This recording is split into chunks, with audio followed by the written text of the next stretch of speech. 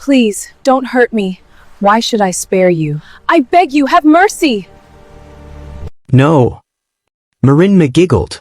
You come with sadness, not disrespect. The river feels your pain. So does my mother. But mother says some pains are not for the river to fix. Still, I want to be your friend. But it must be a secret. Not everyone would understand.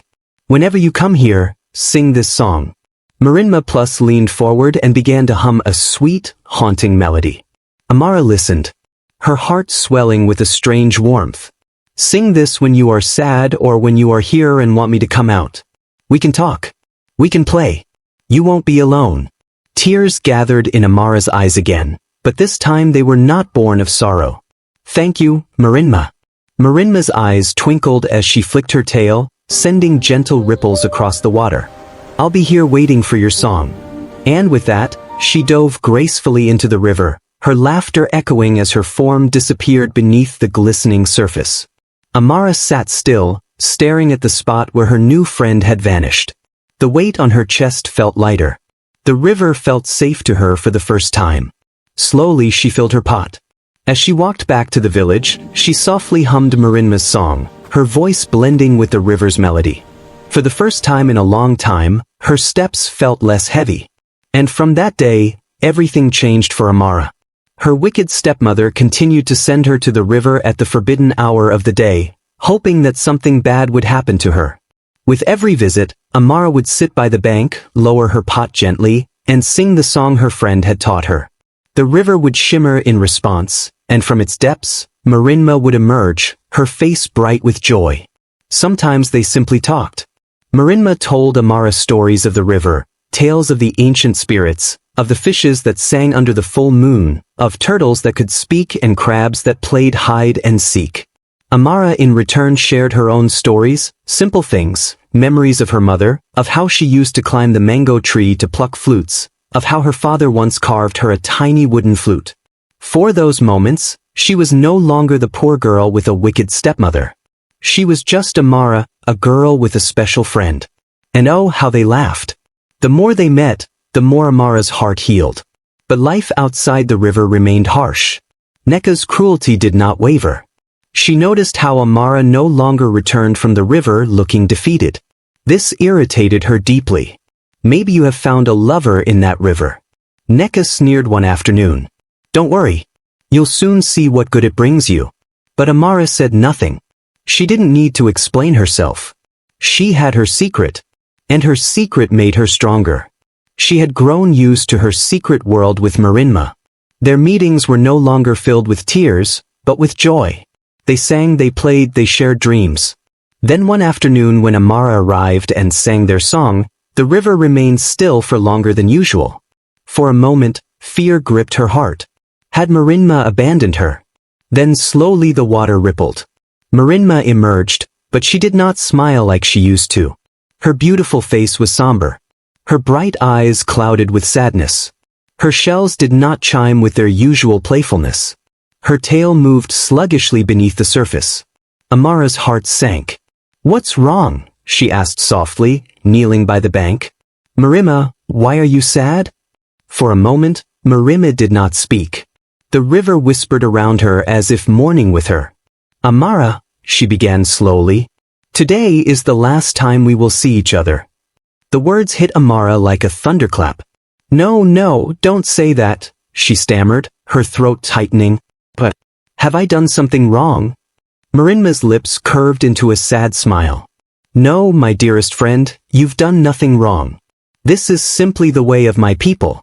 I am getting married. A male mermaid from another river far from here has chosen me. My mother has given her blessing. Soon I will leave these waters and belong to another. Amara's heart shattered. Her fingers dug into the soft earth. But what about us? Our songs, our stories. You can't leave me, Marinma. You're my only friend. I know, Marinma said, her own voice shaking. Believe me, this hurts me to... But such is the life of a river daughter. Our paws are written in the currents before we are even born. Amara felt a tear slip down her cheek. It's not fair. Why must the things I love always be taken from me? Marinma reached out, her fingers brushing Amara's hand. The touch was cool, soothing, like the river itself. I cannot stay, but I want to leave you something, a gift, a part of me, so you will never be alone. Close your eyes and stretch your hands. Amara obeyed without a word.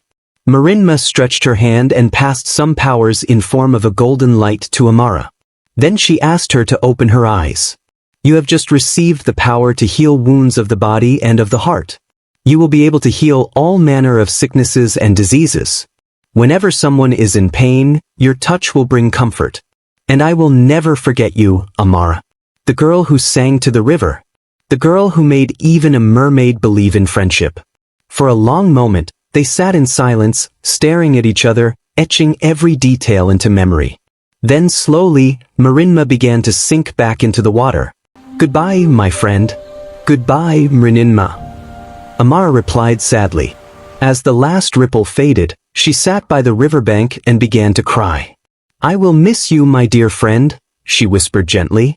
After a while, she wiped her tears, stood tall, and began her walk back home.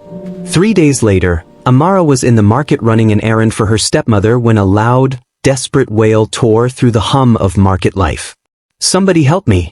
My baby, he's not breathing well. Amara's heart seized. She turned sharply towards the sound. At the corner, beneath a shaky stall, a woman was cradling a small boy in her arms. The child's body was limp, his lips turning a frightening shade of blue. The mother's cries were heart-wrenching. Please, somebody help me. The village healer had traveled to the next town. Amara's feet moved before her mind could catch up. She dropped her basket and rushed to the woman's side. Kneel back, Mama, she said gently, though her hands trembled. With the entire market watching, Amara bent over the boy. His tiny chest was frighteningly still. She placed her palm gently on the boy's chest, closed her eyes, and softly began to hum. Within seconds, the boy's body jerked. He coughed. A soft, shallow breath filled his lungs. He's breathing. My child is breathing, the mother screamed, holding her boy to her chest as fresh tears of relief flowed. A murmur rippled through the crowd. Did you see what she did? Ha! It was Amara. She touched him and he came back. But Amara didn't bask in the attention. She simply smiled at the grateful mother, picked up her basket and hurried away. Yet, news spreads faster than wildfire. 2 days later, another cry for help rang through the village. A young boy had fallen from a mango tree, landing awkwardly, his leg twisted and swollen. The villagers gathered helpless. Again, Amara found herself at the center. Without fear, she knelt beside the sobbing boy, placed her hands on his injured leg, and murmured some words. Before the astonished eyes of the villagers, the swelling began to reduce. The twisted limb straightened. From that day, Amara's name began to carry weight. She healed some other people from one ailment or the other, and she soon became very popular in the village. Hello, viewers. Thanks for watching. If you would love to see part 3 of Amara's journey after her encounter with her friend Marinma, let us know in the comments section. Remember to like, share, and subscribe to my channel Noble Folktales 247 for more heart-touching stories like this. Please, subscribe.